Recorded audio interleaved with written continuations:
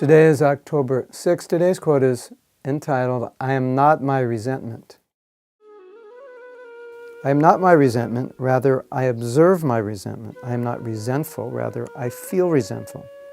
As I am not the body or mind, similarly, I am not my emotions. Otherwise, being resentful, for example, becomes my identity rather than my emotions or experience. Srimad Bhagavatam in the second canto says, one sees oneself as the master when in the mode of goodness.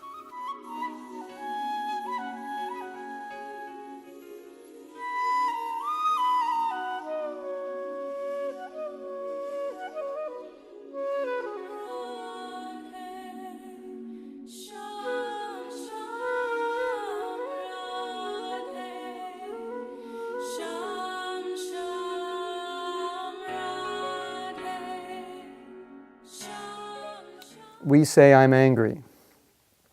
If I say I'm angry, that's an identity. If I say I feel anger, that's a reality. So I'm not anger. Anger is not who I am.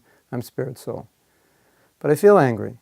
But because we identify with the body and mind, and emotions are the subtle aspect of the mind, we identify with emotions. And therefore we say, I am angry, and that becomes kind of like the truth at that moment. That's my identity. That's who I am. And I start destroying everyone around me with my anger because I can't observe. I can't pull back. Language does affect reality. And if you study different languages in different parts of the world, they describe things differently. And that description is a reflection of how they think, or you could say because they describe it that way, it affects the way they think. But in either case, language does affect consciousness.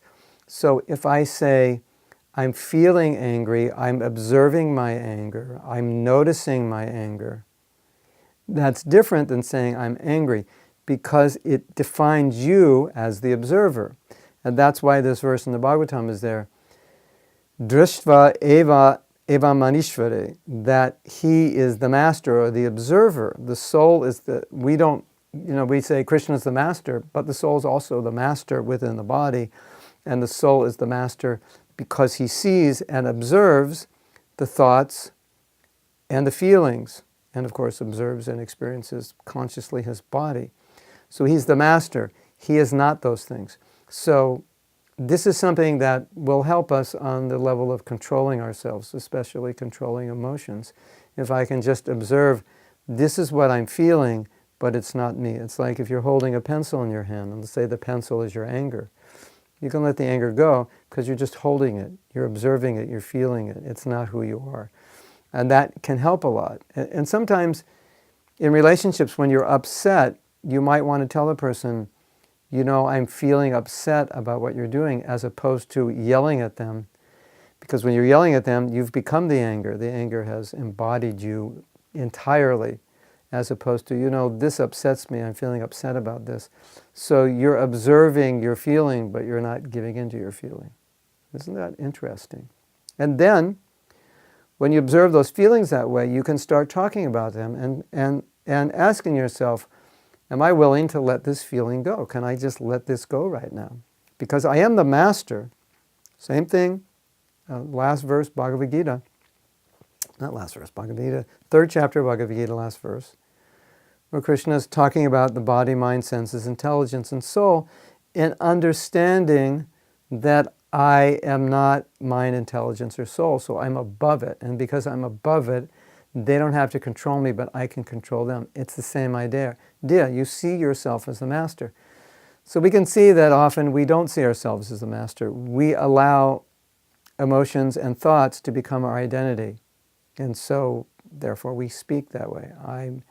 I'm resentful, I'm angry, I'm sad, I'm depressed. No, you're feeling sad, you're feeling angry, you're feeling depressed, you're feeling resentful. You have nothing to do with that. So just catch yourself when you're speaking this way. And whenever you're experiencing undesirable emotions or emotions that could make you act in ways you would later regret, stand back a little bit and just realize, I am not these emotions, and ask yourself, would I be willing to just let these emotions go? And I've talked about this before. It's not so common that we discuss detachment on an emotional level, it's common that we discuss detachment on a physical level, like detachment, as Prabhupada says, to home, to heart. He says, what does Prabhupada say in one verse? Detachment from wife, children, and the rest. Everything. The car, the computer, the clothes, the sofa, detachment from home, wife, family, and the rest, and all of it. So that's generally how we think of detachment. We don't generally think of detachment in terms of emotional detachment. Letting my emotions go. I don't need this emotion. I don't need this anger right now. It's destructive. Maybe sometimes I need anger to do something productive. It gives me energy. And it's benevolent anger. But when it's not benevolent anger, I don't need it. So wouldn't it be nice to just let it go? Of course. So that's a kind of emotional. I'm feeling resentment. Wouldn't it be nice to let it go? I'm feeling proud at this moment. Wouldn't it be nice just to let go of the pride and stop competing for acknowledgement and recognition? You can actually do that. Believe it or not, you can actually step back, look at it, and decide, let's let it go. Krishna has given you the power to do that because you're a spirit soul, you're not the intelligence mind or body. So you can make decisions to do the right thing. And use that decision-making power, use that free will Krishna's given you to detach from emotions that could cause you to do and say the wrong thing.